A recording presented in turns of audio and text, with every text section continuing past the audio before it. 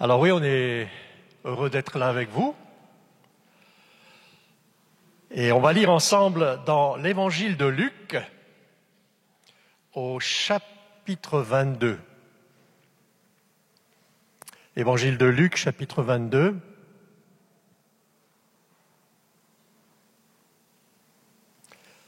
Et on va lire des versets 54 à 62.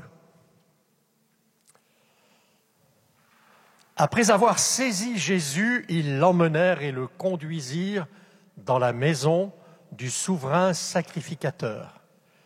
Pierre suivait de loin. Ils allumèrent du feu au milieu de la cour et ils s'assirent. Pierre s'assit parmi eux.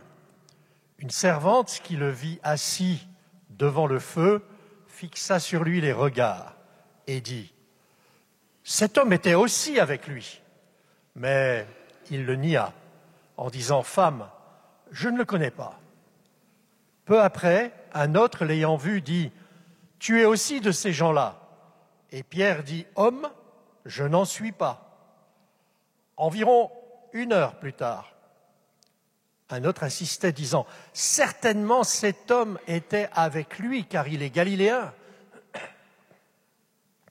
Pierre répondit : « Homme, je ne sais ce que tu dis. » Au même instant, comme il parlait encore, le coq chanta. Le Seigneur s'étant retourné, regarda Pierre. Et Pierre se souvint de la parole que le Seigneur lui avait dite : « Avant que le coq chante, aujourd'hui, tu me renieras 3 fois. » Et étant sorti, il pleura amèrement.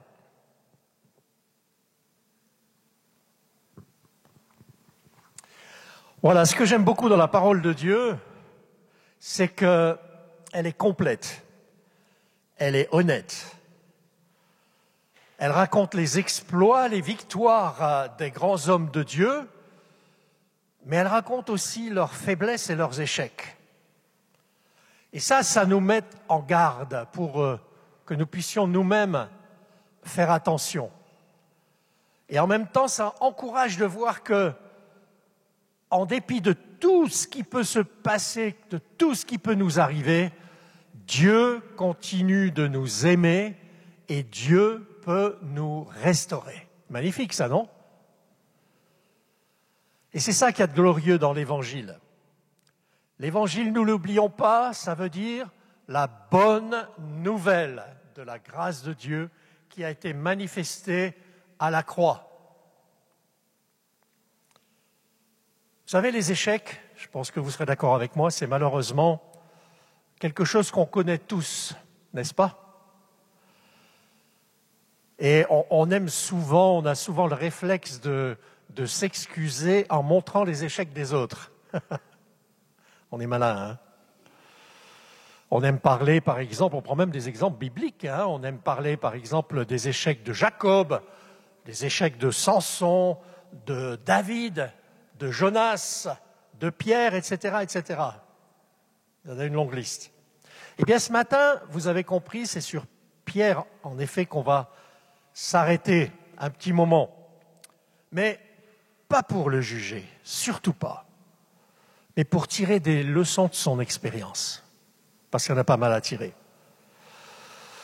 Pierre, c'était un leader. Pierre, c'était vraiment quelqu'un qui était proche de Jésus.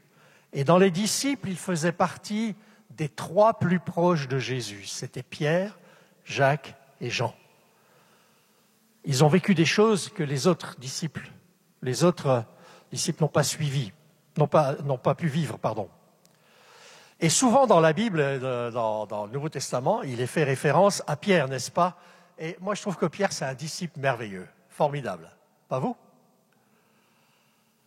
Mais à l'heure du test, on vient de le lire, il a échoué. Il a renié son Sauveur. Pas seulement 1 fois, mais 3 fois en 1 heure de temps.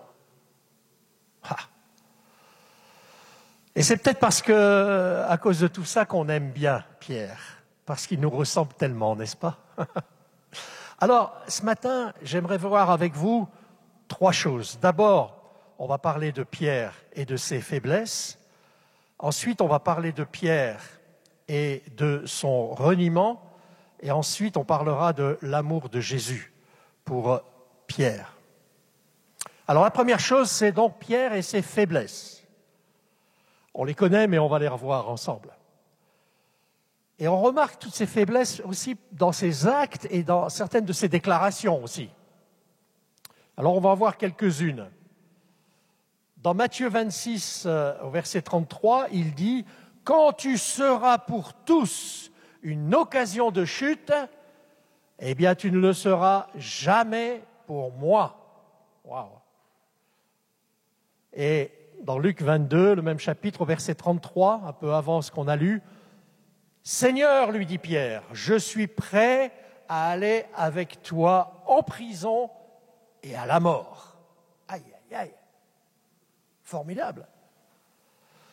Mais en fait, on ne va pas trop s'attarder sur chaque chose, mais en fait, tout ça, ça nous montre quoi? Ces 2 versets qu'on vient de lire, ça nous montre quoi? Eh bien, je crois que Pierre avait trop confiance en lui-même. Il était un peu trop sûr de lui. Et ça, vous savez, c'est pas bon. C'est dangereux. C'est pas bon, l'inverse n'est pas bon non plus. Les gens qui sont toujours dans la crainte de ne pas être à la hauteur, et c'est pas bon non plus. Mais être trop sûr de soi, ça peut être dangereux. Alors demandons au Seigneur d'avoir le bon équilibre dans notre vie, n'est-ce pas? Un deuxième exemple, c'est aussi dans Luc 22, au verset 45 à 46, ça se situe à Gethsémané, au moment de l'arrestation de Jésus. Les disciples étaient endormis et Pierre aussi dormait, donc. Et là, on voit donc une autre faiblesse de Pierre, on peut dire qu'il y avait le manque de prière chez Pierre. Jésus leur dit de veiller, de prier, et lui, avec les autres, il roupille. Il avait peut-être des bonnes raisons, ils étaient fatigués. Il marchait beaucoup à l'époque. Mais voilà, manque de prière. Troisième exemple, c'est dans Luc 22, toujours, versets 49 à 51. C'est justement, juste après ça, Judas arrive avec les gens qui sont là pour les soldats pour l'arrêter, Sanhédrin, tout ça, les Juifs, et Pierre prend son épée, et qu'est-ce qu'il fait? Jésus dit, pas prendre l'épée tout de suite. Lui, est-ce qu'on va prendre l'épée, Seigneur? Et avant même que Jésus puisse répondre, Pierre prend son épée et il coupe l'oreille du serviteur. En fait, c'est parce qu'il a mal visé. Parce que ce n'est pas l'oreille qu'il a visée. Il voulait lui fendre le crâne en 2. Et là, c'est typique de Pierre, l'impulsif. On voit beaucoup d'exemples là-dessus, l'impulsif. Un 4e exemple, c'est quand ils ont saisi Jésus donc, pour l'emmener vers le grand prêtre. Qu'est-ce qu'il fait Pierre? C'est au début de ce qu'on a lu tout à l'heure. Il suit Jésus de loin. De loin. Et là, on voit Pierre hésitant, indécis, à la limite de la désertion. Bon, il est quand même là, mais il hésite. Et la dernière chose sur ce point-là, c'est quand ils ont allumé du feu, quand ils ont pris Jésus, et qu'ils ont allumé du feu pour se chauffer, eh bien Pierre, il s'assoit parmi ceux qui ont arrêté Jésus. On l'a lu. Et là, on voit une attitude de compromis, on peut dire. Il est disciple du Seigneur, mais il s'assoit avec ceux qui viennent de l'arrêter. Peut-être qu'il les connaissait, j'en sais rien. Tout à fait possible. Mais le fait est qu'il était assis avec les ennemis de Jésus. Alors, franchement, quand on vient juste de faire ce petit survol, est-ce qu'il y a un espoir pour quelqu'un qui est comme ça, pour un homme pareil? Pour Pierre, trop confiant en lui, un petit peu gonflé, impulsif, indécis, qui s'assoit au rang des ennemis du Seigneur, au rang du monde. Quelqu'un qui manque de prière. Est-ce qu'il y a de l'espoir pour un chrétien qui échoue comme ça? Dites-moi. Eh bien oui. Oui. Et c'est ce qu'on verra un petit peu plus loin. Et ça m'amène au deuxième point. C'est Pierre et son reniement. Aïe, aïe, aïe. Là, on le voit dans la cour extérieure du lieu du jugement. Là était la foule. C'était la cour extérieure. Et Jésus comparaît devant le grand prêtre dans la cour intérieure. Et pendant qu'il est là et qu'il attend et qu'il se réchauffe avec les autres autour du feu, eh bien, il y a une femme qui voit Pierre et qui lui dit « Mais je le reconnais, il était avec eux, hein ?» Et il dit « Non, surtout pas, surtout pas, surtout pas. » Un peu plus tard, quelqu'un d'autre dit « Mais oui, il faisait partie des disciples. » Surtout pas, non, pas du tout, pas du tout. Alors humainement, on peut le comprendre, parce que quand on voit le procès bidon qu'a eu Jésus, eh bien, ça aurait très bien pu arriver à Pierre. Il aurait très bien pu être pris avec lui et être crucifié en même temps. Lui qui avait dit « J'irai avec toi jusqu'à la mort ». Là, il dit « Non, je ne connais pas ». Et puis, 1 heure plus tard, il y en a un autre encore qui dit « Mais t'as un accent galiléen quand même, il est galiléen, ils avaient un accent particulier ». C'est un peu comme si un roman dit « Mais c'est un Suisse allemand ». Sauf que c'était la même langue, là. Et à ce moment-là, quand Pierre prononce la dernière fois en disant qu'il ne connaît pas Jésus, qu'il ne le connaît pas du tout, qu'est-ce qui se passe? Le coq chante. Le coq chante. Et là, comme un éclair, ça vient dans l'esprit de Pierre. Et il se souvient des paroles que Jésus lui avait dit peu de temps avant. Avant que le coq chante, aujourd'hui, tu me renieras 3 fois. Waouh! Et à ce moment même, donc, imaginez la scène, on a parlé que Jésus était dans la cour intérieure, Pierre dans la cour extérieure avec la foule. Eh bien, à ce moment-là, au même moment, Jésus est conduit depuis la cour intérieure à l'extérieur à travers de la foule, pour être emmené plus loin, pour être crucifié. Et là, qu'est-ce qui se passe? Il se retourne et il regarde Pierre. Aïe, aïe, aïe, aïe, aïe. Quelle scène! J'en ai frisson quand je vous dis ça. Quelle scène! Je crois que le ciel tout entier a dû baisser les yeux à ce moment-là. Et je crois que quand les anges ont vu cela du haut du ciel, ils ont dû pleurer. Pierre qui venait de renier son maître. Et Jésus se retourne et le regarde. Jésus, là, au milieu de l'opposition, dans la honte, à quelques heures de pouvoir d'être battu, d'être crucifié, dans l'agonie après Gethsémanée, où il a vraiment agonisé en réalisant cette coupe qu'il devait boire et qu'il avait des gouttes de sang qui lui coulaient sur le front. Eh bien, pendant ce temps-là, Pierre est assis parmi ses ennemis et il renie celui qu'il a connu.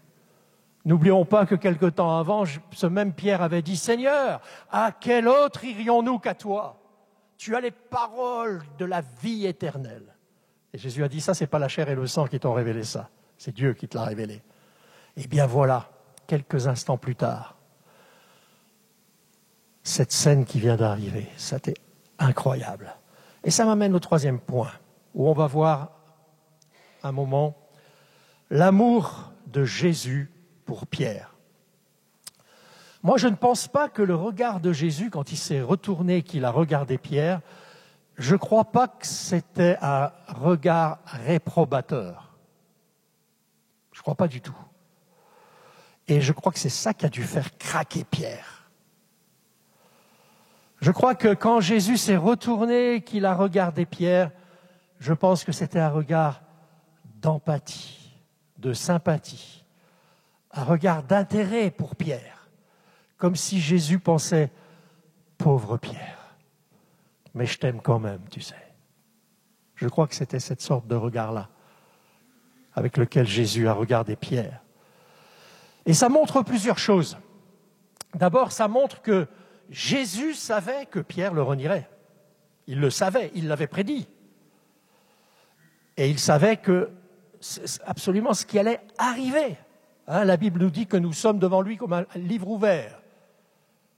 Alors vous me direz, ouais, alors dans ce cas-là, Pierre n'était pas libre de ses actes. Si. Ça ne veut pas dire qu'on est manipulé comme des pantins. Ça veut dire que Dieu connaît tout d'avance. Et Dieu sait tout d'avance. Ce n'est pas lui qui nous oblige à faire ça, mais il nous connaît. Il n'y a que lui qui est capable de ça. Et vous savez, aujourd'hui, Dieu sait et Jésus sait tout ce qu'il y a à savoir à mon sujet, à votre sujet. Il sait tout. Il sait tout. Les choses bien et les choses moins bien. Mais les biens aussi, Ça montre aussi que, malgré que Jésus connaissait les faiblesses de Pierre et qu'il savait qu'il allait le renier, eh bien Jésus l'aimait toujours. Ça c'est extraordinaire. Il faut s'appeler Jésus pour faire ça. Jésus l'aimait toujours. Vous savez, nous, souvent on pense que quand il nous arrive de chanceler ou même de tomber, eh bien que Dieu nous oublie, que c'est fini, et qu'il nous liquide, qu'il nous met de côté. Pas du tout. Pas du tout, mes amis. N'oubliez pas que Jésus, il a dit, le juste tombe 7 fois et 7 fois il se relève. Faites le calcul. Ça veut dire quoi? Ça veut dire qu'il est 7 fois par terre, mais qu'il est 8 fois debout. Calculez comme vous voulez. Parce qu'il était debout avant de tomber. Et à la fin, il est encore debout. Oui, il y a eu les 7 fois entre deux, il y a eu les fois entre deux où il est tombé, il s'est relevé, il est tombé, il s'est relevé. Mais il reste debout. Gloire à Dieu. Gloire à Dieu. Alors, vous savez, nous, on pense que l'amour de Dieu change comme la météo un petit peu. Pas du tout. L'amour de Dieu ne change jamais. Jamais. Et l'amour de Jésus pour Pierre n'avait pas changé. C'est Pierre qui avait changé, mais pas l'amour de Jésus pour lui. Et c'est vrai que nous, il nous arrive de changer, de chanceler, mais Dieu nous aime toujours. Dieu nous aime toujours. Et je crois que ça montre aussi que Jésus comprenait la honte que pouvait avoir Pierre en réalisant ce qu'il venait de faire. C'était terrible, C'était des moments terribles pour lui aussi. Est-ce que vous croyez que parce que vous avez échoué, parce que vous avez trébuché, parce que vous êtes tombé, ou même péché, Dieu va vous abandonner? Non. Non. Il n'approuve pas. Mais non, il ne va pas vous abandonner. Et si quelqu'un ce matin est dans une situation comme celle-là, ne laissez pas l'ennemi vous écraser davantage. Parce que là, il en profite. T'as vu, c'est ça ta foi? Laisse tomber. Ça ne sert à rien. Tu n'y arriveras pas, tu ne tiendras pas jusqu'au bout. C'est le père du mensonge. Ne l'écoutez pas. Ne l'écoutez pas. Dieu ne vous abandonne pas, même dans les moments de faiblesse. Alors oui, je le répète, il ne tolère pas le péché, mais Dieu ne nous tombe pas non plus dessus au moindre pied qu'on se tord et qu'on trébuche. Pas du tout, il n'est pas comme ça le Seigneur. Ça, c'est une image que des hommes ont fait par rapport à Dieu, mais Dieu n'est pas comme ça. Le père fouettard qui nous attend au coin, et puis qui se dit « Attends un petit peu, celui-là, s'il se casse la figure, je ne vais pas le rater ». Ça, c'est pas Dieu. Ça, c'est le diable. Ça, c'est le diable. Mais Dieu n'est pas comme ça. Franchement, vous qui avez des enfants,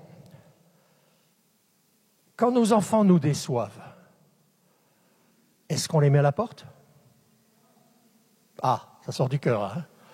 Non, surtout pas. Eh bien, vous savez, l'amour de notre Père Céleste, il est encore bien plus grand que le nôtre.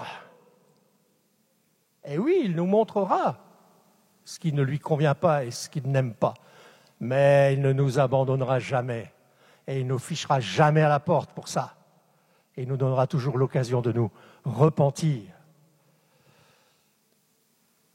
Quand Pierre était là, assis dans cette cour, avec les ennemis de Jésus, est-ce que vous croyez qu'il n'aimait plus Jésus?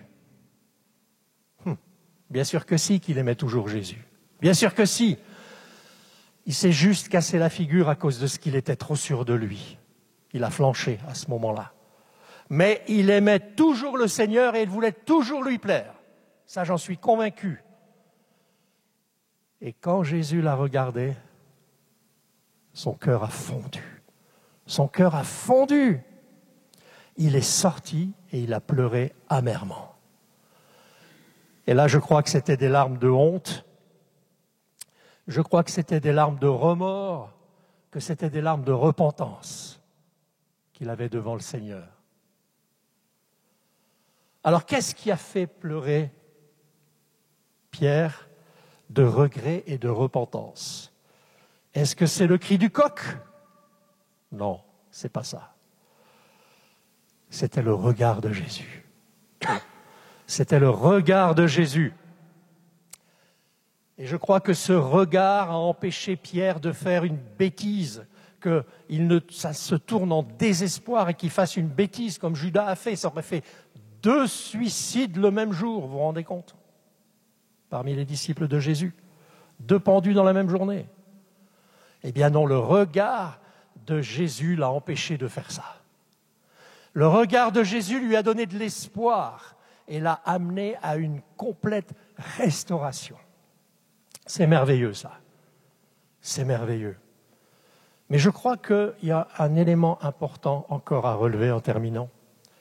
C'est que la raison de la restauration de Pierre vient du fait que non seulement Jésus l'a regardé, mais Pierre a regardé Jésus.